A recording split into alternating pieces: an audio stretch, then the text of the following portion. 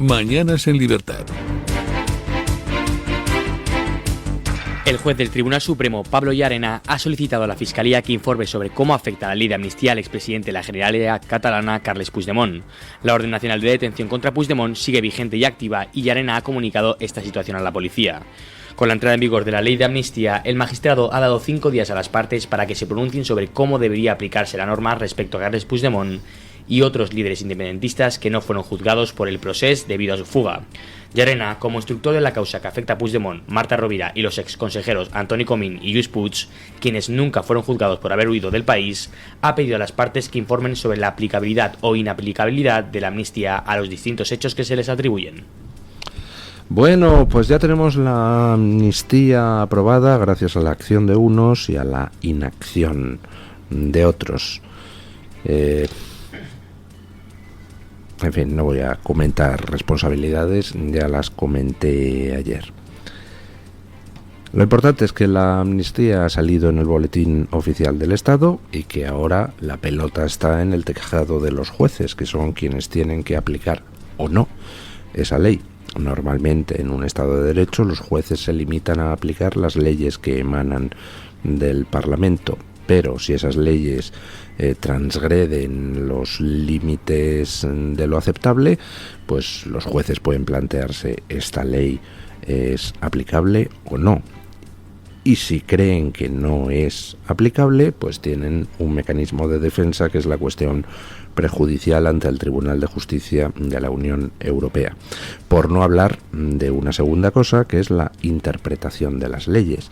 Al final, pues las leyes no son matemáticas, no son ecuaciones que tengan una única interpretación. Al final las leyes pues están expresadas con palabras. Y por tanto las frases pueden tener muchos significados y pueden no cubrir todos los casos existentes. Con lo cual, pues los jueces también pueden preguntarse: ¿la ley tal como está redactada afecta al caso mío y cómo le afecta? Y en esas estamos. Ahora mismo la línea de defensa frente a la ley de amnistía pues es el mundo judicial. Y en el mundo judicial lo más llamativo de lo que se ha producido ayer pues ha sido la reacción del juez Llarena, que ha dado 5 días a las partes interesadas en la causa, fiscalía, acusaciones, defensas, para que comenten qué opinan de la aplicación de la ley de amnistía, si es aplicable a Puigdemont, si no es aplicable.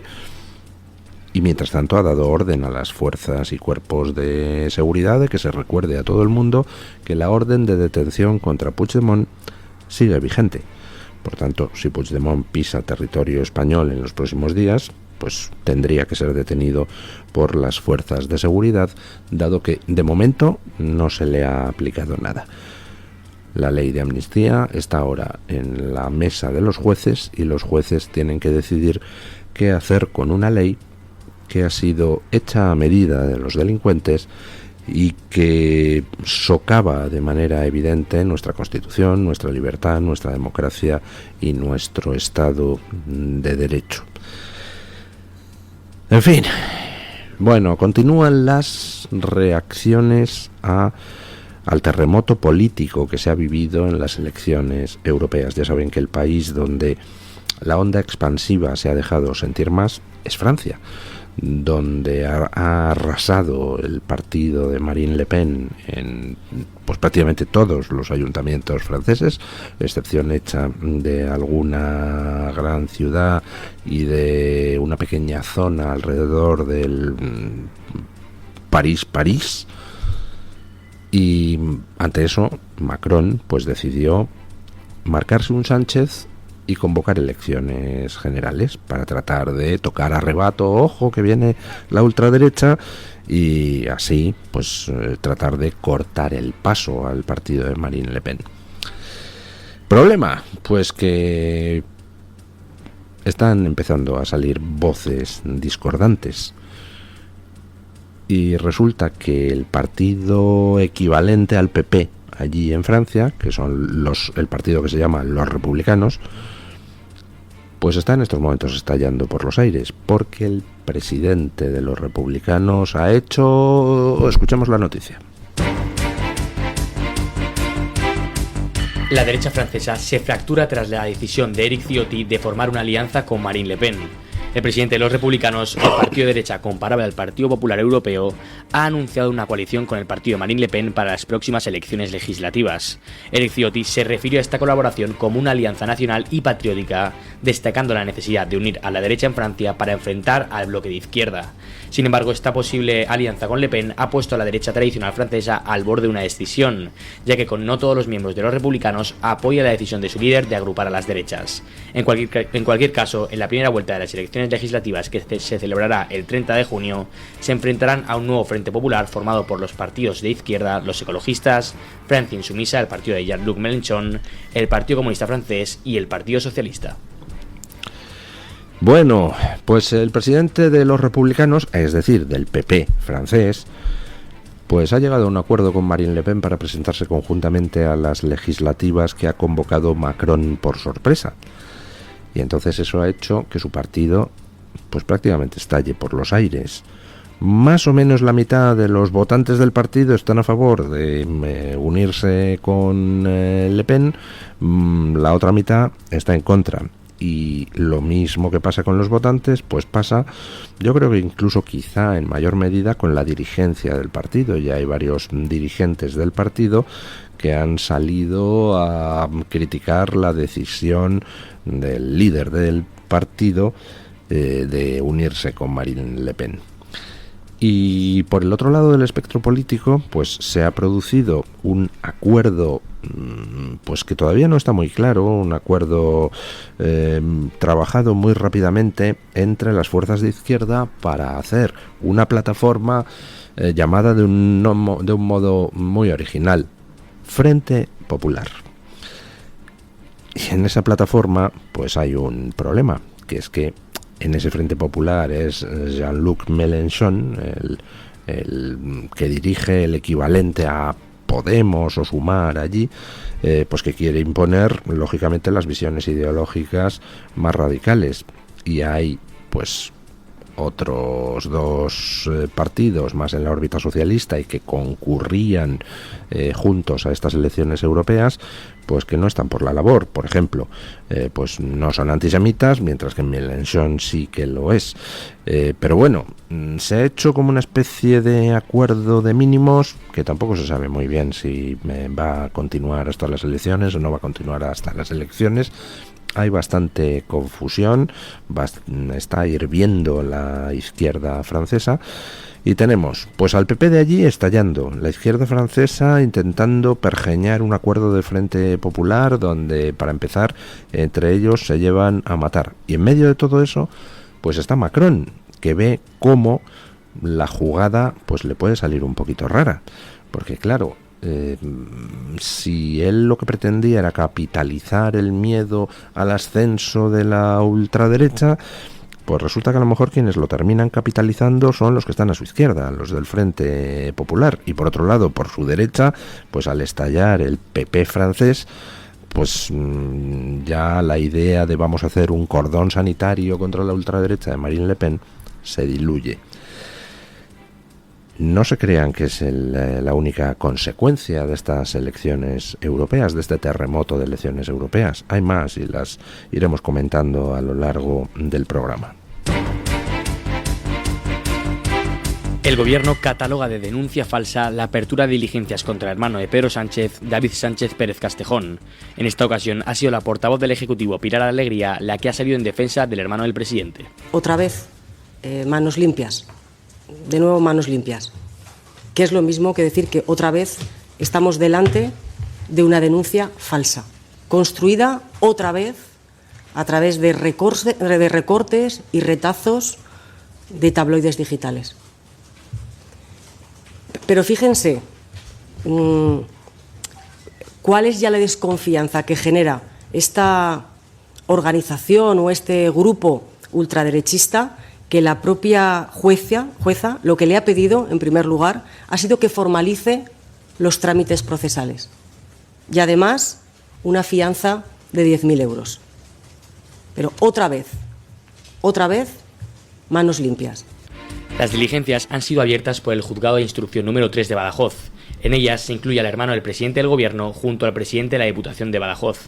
Se les imputan a los dos presuntos delitos contra la administración pública, la hacienda pública, malversación, prevaricación y tráfico de influencias. Fuentes socialistas recalcan que la apertura de diligencias no acusa a David Sánchez de ningún tipo de irregularidad, a quien se le presupone un comportamiento intachable porque no existen indicios de delito. Los socialistas confían en que se demuestre su inocencia en cuanto se aporte la documentación requerida por parte de la Administración a la que presta sus servicios la Diputación de Badajoz. ¡Ay, Dios mío! Sale una portavoz del Gobierno y dice: fíjense cómo será la denuncia de Manos Limpias, que la juez le ha pedido 10.000 euros de fianza al denunciante. Pero, señora, que la ley de enjuiciamiento criminal impone que se imponga fianza a las asociaciones denunciantes. ¿Qué me está usted diciendo? El Gobierno no conoce las leyes que tienen que regular su actuación y la actuación de los otros poderes del Estado, o lo conoce y vuelve a manipular. Al final, pues la cuestión es muy simple. La verdad es la verdad, la diga Agamenón o su porquero. Y si el porquero presenta una denuncia contra el sátrapa de la ciudad, pues habrá que analizar esa denuncia. Y de nuevo nos volvemos a encontrar con la misma reacción en el Partido Socialista. Silencio sepulcral sobre los hechos. Dice: no, el denunciante es Manos Limpias y son una asociación ultraderechista. Vale, sí señora, lo que usted quiera. Pero ¿el hermano de Sánchez fue contratado de manera regular o irregular? ¿El hermano de Sánchez vive en España y paga impuestos en España, o vive en Portugal y paga impuestos en Portugal?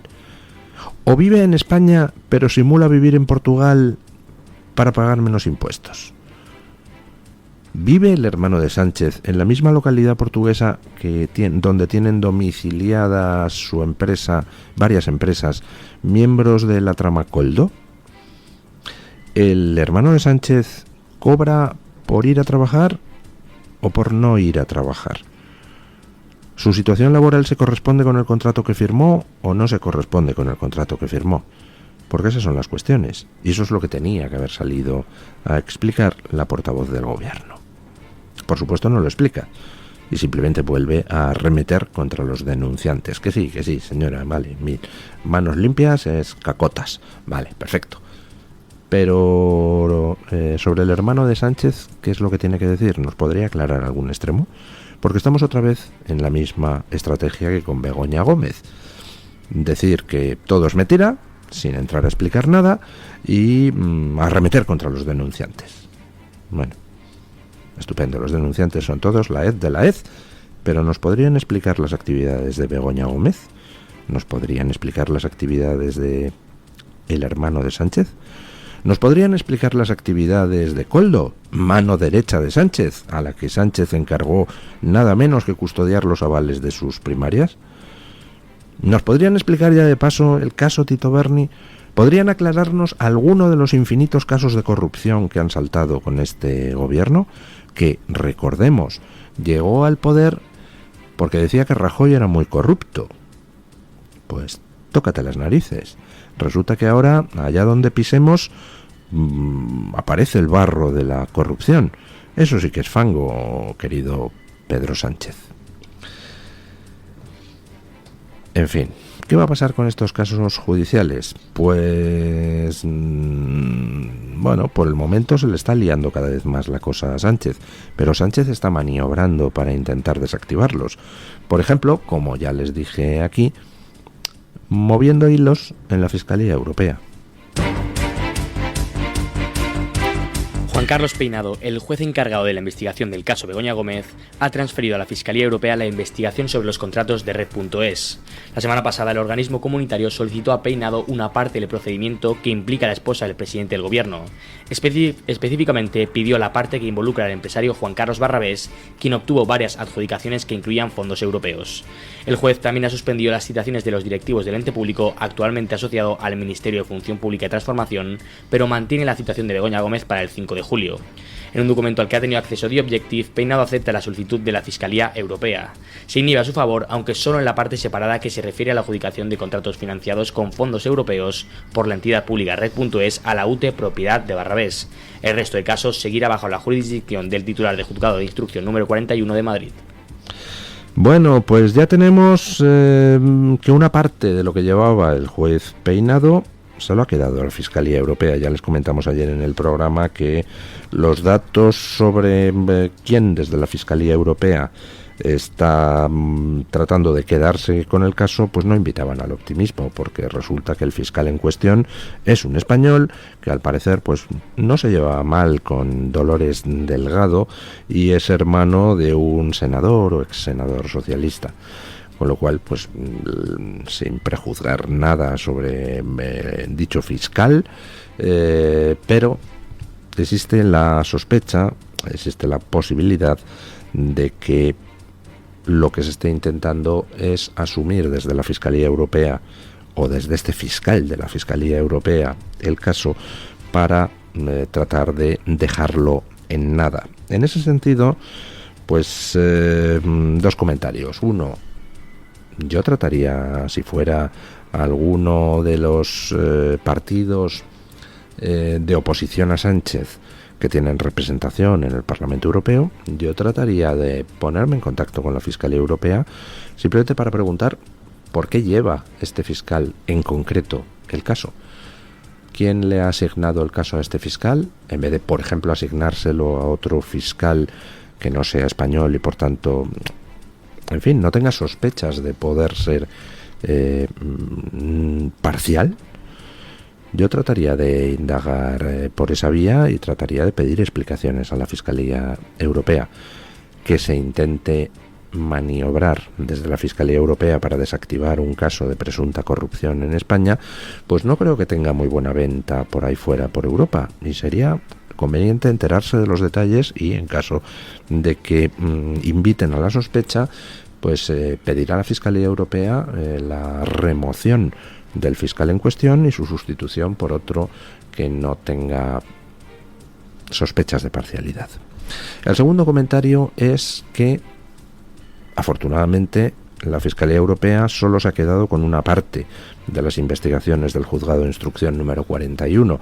Se ha quedado con la parte que afecta a fondos europeos, porque por lo visto los contratos dados por la empresa pública Red.es eran con fondos europeos, los contratos dados presuntamente a la trama relacionada con Begoña Gómez, y por tanto, pues dice la Fiscalía Europea, me quedo eso, pero el juez se ha quedado todo lo que no es eso, con lo cual lo que ha hecho ha sido suspender las citaciones de los testigos relacionados con esa parte del caso, pero de momento mantiene la citación a Begoña Gómez. Y por cierto, ha hecho una petición un poco rara, no sé, yo, como tampoco soy un experto jurista, no sé por qué la hace, que es que ha pedido a la policía que averigüe quién narices fue el que firmó la citación de Begoña como imputada. Se le mandó una citación, pero en lugar de firmar el recibí la propia Begoña Gómez, lo firmó alguien con las siglas P.D. Y el juez pregunta que quién es ese tal P.D. No sé cuál es el motivo legal de por qué lo hace. Si alguien lo sabe, por favor que me lo comente a través de Twitter, porque me llama la atención. Y ha llamado también a declarar al jefe de seguridad de Moncloa. Bueno, vamos a ver hasta dónde sigue la causa, pero se está poniendo todo por lo menos interesante. No sé si al final logrará Sánchez cerrar todos los casos, hacer que queden en nada. Ya saben ustedes que en España los casos que afectan a políticos, pues o bien terminan quedando en nada, o bien terminan durando 14 años y para cuando se resuelven pues les cae una pena mínima y a nadie le importa tres pepinos. Pero, bueno, no siempre es así. Vamos a ver. El Gobierno desiste de recurrir en el Tribunal Constitucional la decisión de la Mesa de Edad del Parlamento catalán de permitir el voto telemático de los tres fugados de la justicia, Carles Puigdemont, Lluís Puig y Ruben Wagensberg. El motivo que han utilizado han sido que ellos no estuvieron en la mesa de edad que conformaron tres partidos, RC, Junts y Vox. Además, tras el Consejo de Ministros, la portavoz del Ejecutivo, Pilar Alegría, salió a rueda de prensa para mostrar su conformidad con las decisiones tomadas. Máximo respeto a las decisiones que se adopten dentro del Parlamento de Cataluña. De hecho, fíjense, sin ir más lejos, por ejemplo, ayer mismo se cerró un acuerdo en otra comunidad, en Euskadi, un acuerdo entre el PNV y el Partido Socialista de Euskadi, que va a permitir dar una gobernabilidad y una estabilidad a este territorio, y lo mismo va a suceder en Cataluña. Quiero decir, todos los caminos llevan a Salvadorilla. Por lo tanto, ahora ya hay presidente del Parlamento de Cataluña y ahora, lógicamente, empiezan esos plazos para garantizar una investidura y ya le digo, todos los caminos abocan a la misma persona, que es a Salvadorilla. Alegría insinúa la posibilidad de alcanzar un acuerdo con alguna formación. Les contamos que Alegría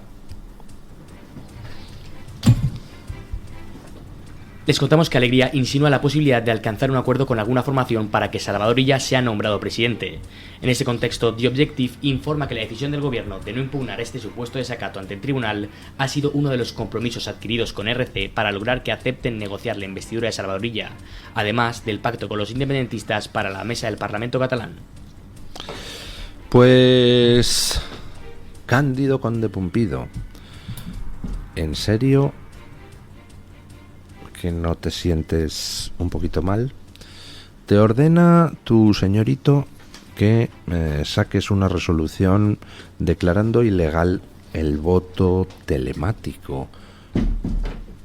El voto telemático que había aprobado de manera irregular el Parlamento catalán para que uno de los fugados en el extranjero pudiera votar en las discusiones del Parlamento catalán. Va Cándido Conde Pumpido, saca una resolución hace muy poquitos días, 10 días, una cosa por el estilo, diciendo que esa reglamentación, como no había seguido los trámites oportunos, era ilegal y que por tanto quedaba anulado ese voto telemático. Y entonces va el Parlamento catalán, va a la mesa de edad del Parlamento catalán y con la mayoría de 2 separatistas que tenía decide aprobar el voto telemático otra vez, desafiando al Tribunal Constitucional. Y entonces va Sánchez, que es el que ha dado la orden a Cándido Conde Pumpido de que me declare ilegal eso, y dice: respetamos la decisión del Parlamento. Cándido, vaya humillación, vaya forma de tratarte como un lacayo. Te hacen sacar una resolución después de 6 años declarando eso ilegal y ahora dicen que respetan el que el Parlamento de Cataluña se pase tu resolución por el forro de sus caprichos. Chico, ¿no te queda un poquitito de dignidad? ¿No? Pues qué lástima, ¿no? Al final resulta que el Partido Socialista no va a recurrir, lo que es un claro desafío al Tribunal Constitucional. Y no va a recurrirlo porque, por lo visto, está pactando con RC a ver si así apoyan a Illa. Todo muy bonito. Al final, ¿quién es el que va a presentar querella, que ya la ha anunciado, contra los que desde la mesa de edad del Parlamento de Cataluña han desafiado al Tribunal Constitucional? Pues Vox, como siempre. Menos mal que hay alguien que trata de poner un poquito de obstáculos a los que están crecidos, a los golpistas. Bueno, vamos con doña Laura Fernández Cañas para que nos cuente qué trae hoy OK Diario en su portada. Buenos días, doña Laura. Muy buenos días. Desde la redacción de OK Diario le estamos contando que el gobierno dio 12 millones de euros para cursos de digitalización con profesores de Barrabés, el socio de Begoña Gómez. Y atentos porque los contratos del gobierno a Barrabés suman ya 22,2 millones de euros en 8 ministerios. Y no se pierdan los detalles de la noticia sobre el hermano imputado del presidente. David Sánchez, o David Asagra, como prefiere que le llamen, ha asegurado que la Diputación de Badajoz le fichó para democratizar la ópera. Mañana volvemos con más. Mientras tanto, le esperamos en OK Diario. Muchísimas gracias, doña Laura.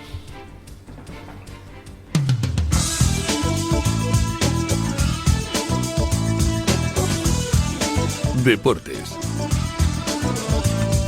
Abrimos la actualidad deportiva contándoles que Frenkie de Jong no jugará la Eurocopa debido a una lesión en el tobillo. Aunque Koeman, el entrenador de los Países Bajos, en un principio contaba con él, parece ser que la situación ha dado un giro de 360 grados y no estará definitivamente en el Campeonato Europeo. Seguimos con el fútbol porque hoy se juega la vuelta en una de las semifinales del periodo de ascenso a Primera División. Eibar y Oviedo se enfrentarán a las 9 de la noche para definir al primer finalista. El encuentro está abierto ya que vienen de empatar a 0 en el partido de ida.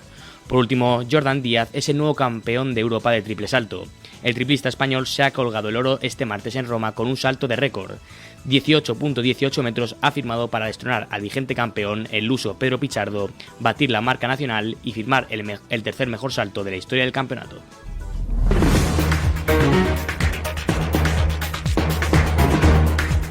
Banco Santander ofrece este espacio. En la noticia de interés general les contamos que hoy comienzan los conciertos en España de Bruce Springsteen y la E Street Band. Después de un parón por motivos de salud, del Bosch reanuda su gira europea que comenzó el pasado 5 de mayo en Cardiff, en Gales. Madrid y Barcelona son las ciudades que podrán disfrutar de su regreso a nuestro país. Unos pocos privilegiados podremos ver de nuevo a Bruce Springsteen en directo esta noche y también los días 14 y 17 de junio en el Estadio Metropolitano de Madrid. Barcelona tendrá que esperar hasta los días 20 y 22 de junio para poder escuchar canciones tan reconocibles como Born in the USA. Banco Santander ha ofrecido este espacio.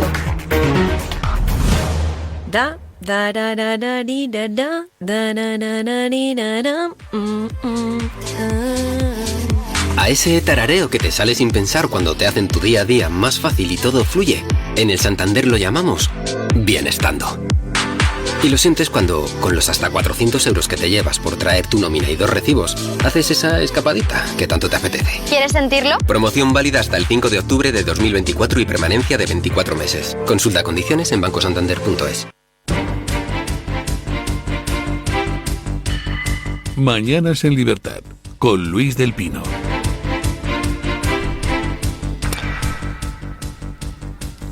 7:31 minutos, 6:31 en las Islas Canarias. Vamos con las noticias de las 7:30 con la ayuda de don Andrés de Francia. El juez del Tribunal Supremo, Pablo Llarena, ha solicitado a la Fiscalía que informe sobre el impacto de la ley de amnistía en el expresidente de la Generalitat de Cataluña, Carles Puigdemont. La orden de detención nacional contra Puigdemont sigue vigente y activa, y Llarena ha notificado esta situación a la policía. Con la entrada en vigor de la ley de amnistía, el juez ha concedido un plazo de 5 días a las partes para que expresen su opinión sobre cómo debería aplicarse esta norma a Carles Puigdemont y otros líderes independentistas que no fueron juzgados por el proceso debido a su fuga. Llarena, como instructor de la causa que afecta a Puigdemont, Marta Rovira y los exconsejeros Antonio Comín y Luis Puig, quienes nunca fueron juzgados por haber huido del país, ha solicitado a las partes que informen sobre la aplicabilidad o inaplicabilidad de la amnistía a los diversos hechos que se les atribuyen. Bueno, pues en estos momentos la pelota de la amnistía está en la mesa de los jueces. Ya he comentado muchas veces dónde había que haber parado esta ley de amnistía. En el Senado, donde el PP tenía una mayoría absoluta y la podía haber utilizado para negarse a tramitar la ley de amnistía y provocar un conflicto institucional.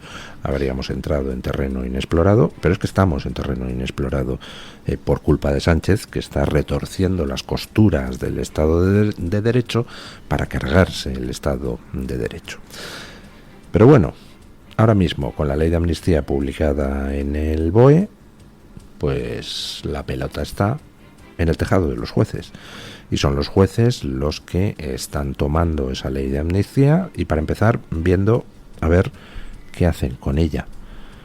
¿Cómo la aplican? ¿Es aplicable a sus casos? Ya saben ustedes que han salido distintas informaciones por ejemplo, informes de fiscales diciendo que determinadas malversaciones que se están estudiando en ciertos casos del proceso, pues no encajarían en lo cubierto por la ley de amnistía. Es una ley tan hecha a la medida, tan intentando bordear las leyes españolas, incluida la Constitución y las leyes europeas, que al final pues ha salido un bodrio. Y los jueces y los fiscales, la primera pregunta que se hacen es ¿y cómo aplico esto? Y la segunda pregunta que se hacen es ¿planteo consulta prejudicial al Tribunal de Justicia de la Unión Europea? Es decir, le pregunto, oiga, ¿puedo aplicar esto? Y en esas estamos. Los primeros pasos se están dando ya. El juez Llarena ha dado 5 días a las partes personadas en la causa por la que está Puigdemont fugado para decirles ¿cómo creen ustedes que debo aplicar esto? Y mientras tanto ha dado orden a las fuerzas y cuerpos de seguridad de que se mantenga la orden de detención contra Puigdemont. Pero no es el único que está reaccionando. También resulta que los fiscales del proceso se han rebelado contra Álvaro García Ortiz y se niegan a aplicar la ley de amnistía porque dicen que no encaja para amnistía o 400 los que se verían beneficiados por la ley de amnistía en caso de que los jueces decidan al final aplicarla en los términos en que Sánchez la ha formulado. ¿Quieren ustedes más consecuencias de lo que ha pasado en las europeas? Pues empiezan a sonar tambores de guerra, de masacre, de purga dentro del Partido Socialista. Adivinen a quién quiere cargarse Pedro Sánchez. Ferraz comienza a señalar a Juan Lobato, líder de los socialistas en Madrid, por no haber frenado el avance de la ultraderecha en la capital española. Según informa Voz Populi, el fracaso del PSOE en las elecciones europeas ha llevado a algunas voces dentro del partido a señalar que el partido tiene un agujero de votos en Madrid.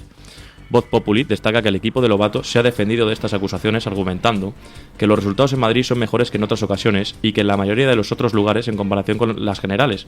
Además señalan que en Madrid, después de Melilla y Navarra, es donde los socialistas resisten mejor y donde menos han disminuido los votos, desde las generales en porcentaje.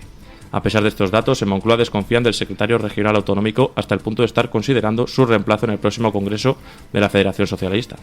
Según ha trascendido, uno de los actores clave de estas maniobras es el ministro de Presidencia, Justicia y Relaciones con las Cortes, Félix Bolaños.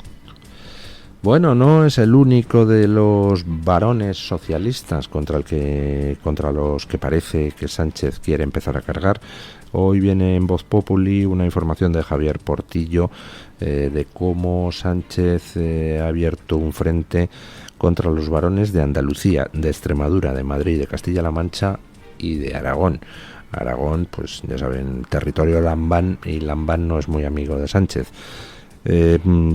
Castilla-La Mancha tampoco Paje parece ser demasiado amigo de Sánchez, aunque es bastante más acomodaticio, pero a eso se sumarían pues el intento de defenestración de Juan Lobato y el intento de meter mano en las estructuras territoriales del PSOE en Andalucía y Extremadura. Si Sánchez necesita mover ficha para purgar a determinados elementos dentro del partido, quiere decir que está todavía más débil de lo que sospechábamos. Un Sánchez fuerte no necesitaría quitarse de en medio cualquier atisbo de crítica. Si necesita purgar, significa que es que hay run en el partido.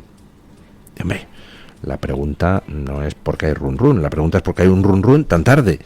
Porque debería haberse movilizado el partido para echar a Sánchez hace muchísimo tiempo. Debería haberse movilizado cuando Sánchez empezó a prostituir las instituciones y al propio Partido Socialista para ponerlo al servicio del separatismo que quiere destruir España. Hace muchísimo tiempo que tenía el partido que haber puesto a Sánchez en la calle. No lo han hecho porque Sánchez se había encargado de tener un control pues casi absoluto del partido, y a pesar de eso Pues resulta que ahora le resurge la contestación interna y necesita dar otra vuelta de tuerca para eliminar cualquier rastro de disenso, cualquier rastro de crítica, cualquier rastro de posible discusión que se le quiera plantear. Bueno, pues ¿qué quieren que les diga?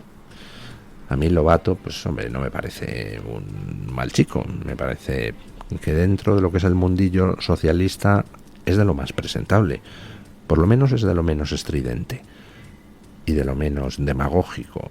Se suma muchas veces a las demagogias que su partido pone en marcha y bueno, pues tampoco se le ve demasiado cómodo en su papel. Pero por lo menos, no sé, no rezuma tanta cara dura como Sánchez, ni tanta chulería, ni tanto odio como alguno de los socios de Sánchez. Vamos, que es un líder socialista un poquito más a la europea, un poquito más presentable. Y quizá por eso mismo es objeto de las iras de Sánchez.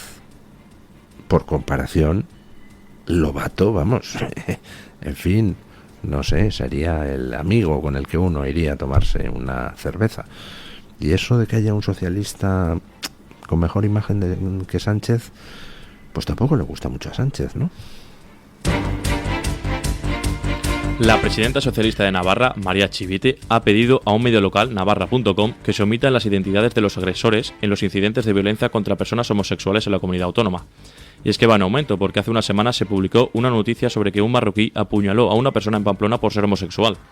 La Fiscalía solicitó una sentencia de 9 años de prisión. Sin embargo, el agresor fue condenado a 5 años y 1 mes de cárcel y será expulsado de España tras cumplir 2/3 de la pena impuesta. Navarra.com indicó que el agresor era de origen magrebí y se encontraba en situación irregular, subrayando que el ataque se produjo debido a la orientación sexual de la víctima. Un aspecto que en algunas culturas que llegan a nuestro país, incentivadas por las políticas de María Chivite y el PSOE, no toleran. En lugar de condenar el ataque o reflexionar sobre la situación del colectivo homosexual en Navarra, frente a la llegada de magrebís que no toleran la libertad sexual, el gobierno de Navarra ha enviado una queja a este medio pidiendo que se oculte el origen del atacante, han asegurado. Y la carta enviada a este medio, firmada por Joana Flores González, coordinadora y abogada del Servicio de Atención frente al Racismo y Xenofobia de Navarra, en nombre del gobierno de Chivite y Bildu, expresa su desacuerdo con la información publicada. O sea, que un magrebí apuñala a un homosexual por ser homosexual. Y la reacción del gobierno de Navarra es pedir al medio de comunicación que había informado de que un marroquí había apuñalado a un homosexual por ser homosexual, que oculte el origen del agresor. O sea, que diga que alguien ha apuñalado a un homosexual, pero que no diga que es magrebí. Un magrebí, para más señas, en situación irregular. Bueno, pues esa es la defensa que hace la izquierda progre, es decir, Sánchez y sus socios, de los homosexuales, igual que de las mujeres. Tampoco verán ustedes que dediquen los medios progres o la televisión española grandes especiales a las violaciones en manada que protagonizan inmigrantes de origen bien magrebí, bien subsahariano, aquí en España, a mujeres. Porque es que no hay que fomentar el racismo, ¿verdad?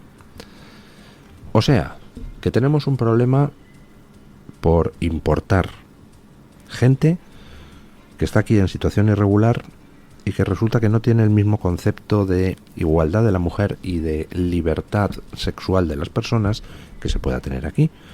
Y en lugar de plantearse, bueno, pues cortemos el problema, dejemos de importar este tipo de gente, pues lo que hacen es intentar ocultar el origen de los agresores. Con lo cual, por supuesto, evidentemente el problema no se resolverá, sino que irá a más. Y lo gracioso es que las asociaciones estas de los lobbies LGTBI, las que ponen el cazo para las subvenciones y todo eso, pues tampoco dirán nada de todo esto. Tampoco dirán, oiga, ¿por qué está usted ocultando el origen del agresor? ¿Por qué pide usted a los medios que censuren ese origen?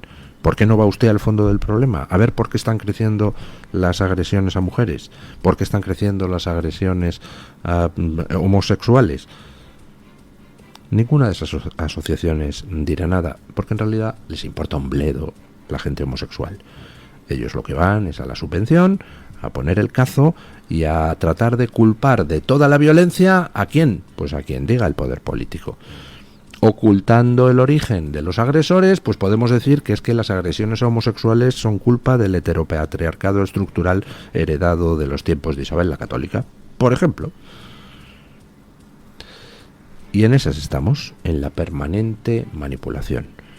Manipulación por parte de quienes simulan defender a las mujeres y a los homosexuales y en realidad son sus peores enemigos, porque se dedican a abrir la puerta a quienes agreden a homosexuales y a mujeres. Por cierto, creo que en España, no sé, es que se me va la cabeza últimamente, pero creo que en España existía una Fiscalía de Delitos de Odio.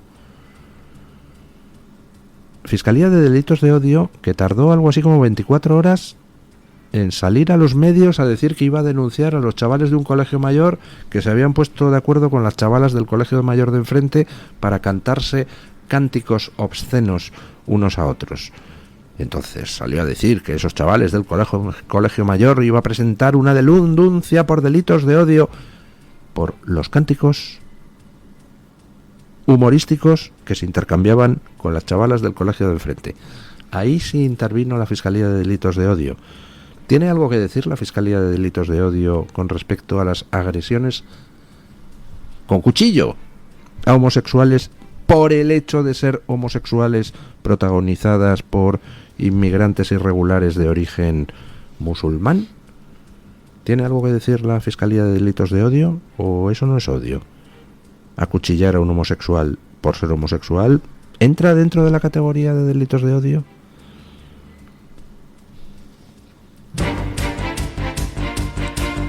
La derecha francesa se agita tras la decisión de Éric Ciotti de asociarse con Marine Le Pen. El presidente de los republicanos, el partido de derechas comparable al Partido Popular Europeo, anunció una alianza con el partido de Marine Le Pen para las próximas elecciones legislativas.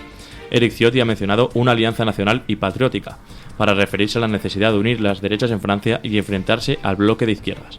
Sin embargo, la posible alianza con Le Pen pone a la derecha tradicional francesa al borde de la ruptura, ya que no todos los miembros de los republicanos han visto con buenos ojos la decisión de su líder de unificar a la derecha. En la primera vuelta de las elecciones legislativas, que se celebra el 30 de junio, tendrá enfrente a un nuevo Frente Popular impulsado por los principales partidos de izquierdas. Así se van a unir los ecologistas, Francia Insumisa, el Partido Consumista francés y el Partido Socialista. Bueno.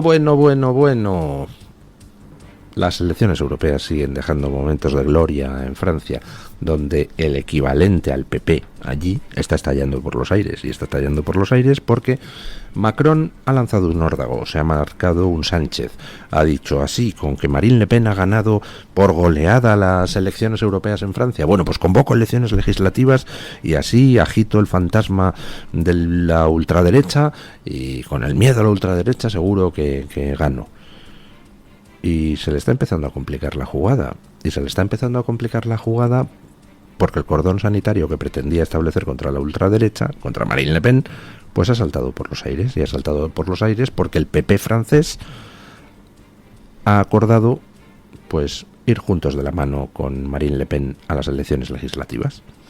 ¿Por qué hace eso el PP francés? Pues porque se le está comiendo Marine Le Pen. Entonces, una manera de asegurarse una serie de puestos mínima que le permita tener un grupo propio en la Asamblea Nacional Francesa, pues es llegar a un acuerdo con Marine Le Pen y decir, venga, pues a ver, garantízame estos 30 diputados. Y estos otros que están así en disputa, pues a ver qué tal hay, qué tal suerte tenemos. Entonces, de esa manera se garantizan el no desaparecer.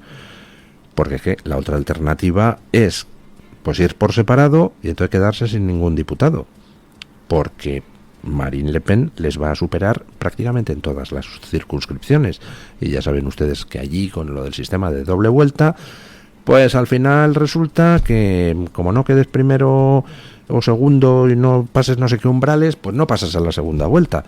Y no está el PP francés en estos momentos en disposición de pasar a muchas segundas vueltas. Así que llega a un acuerdo con Marine Le Pen, pero eso ha provocado que el PP francés, pues poco menos que salte por los aires. La mitad del partido está en contra de pactar con Marine Le Pen. está a favor de mantener el cordón sanitario. Pero bueno, el que manda en el partido pues ha dicho que van al acuerdo y van al acuerdo. Así que tenemos por un lado a la derecha la alianza de Marine Le Pen y el PP francés de allí. Pero es que a la izquierda resulta que todos los partidos han firmado un acuerdo entre ellos para presentarse con el nombre, fíjense qué original, de Frente Popular. Qué siniestro, ¿verdad? Bueno, lo que pasa es que es un acuerdo un tanto precario, porque ahí hay metida una amalgama de partidos pues bastante curiosa, y ahí sobre todo hay algunos aspectos que provocan fricciones entre los distintos partidos de izquierda. Por ejemplo, el Partido Socialista Francés y la plataforma de Gluckman, que está asociada con él, pues son pro-israelíes, mientras que Jean-Luc Mélenchon, el de la Francia insumisa, que es el Podemos o el Sumar de allí, pues es furiosamente antisemita. Con lo cual, pues vete tú a saber si llegan juntos a las elecciones o qué demonios pasa.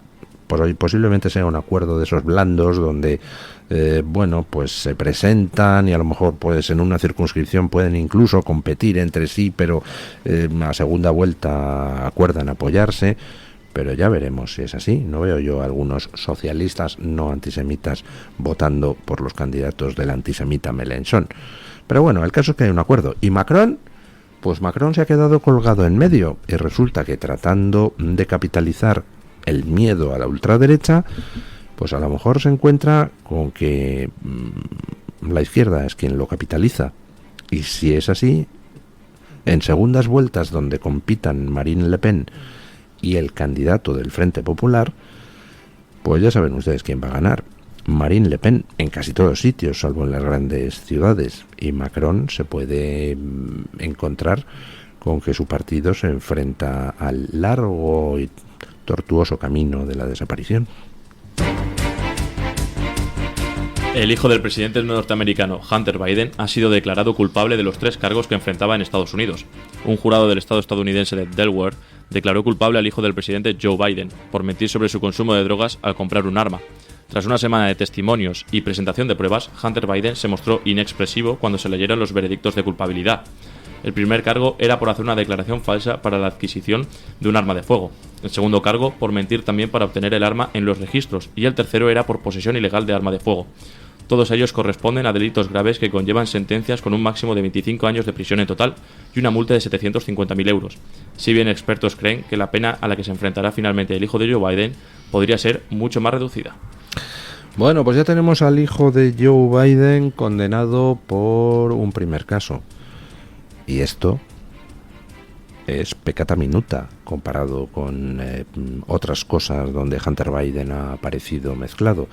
Por ejemplo, el vídeo que está circulando por redes donde se ve a Hunter Biden salir desnudo de una habitación de hotel en persecución de una chica que estaba huyendo de la habitación y al final arrastrarla por el suelo para volver a meterla en la habitación cuando la chica no quería.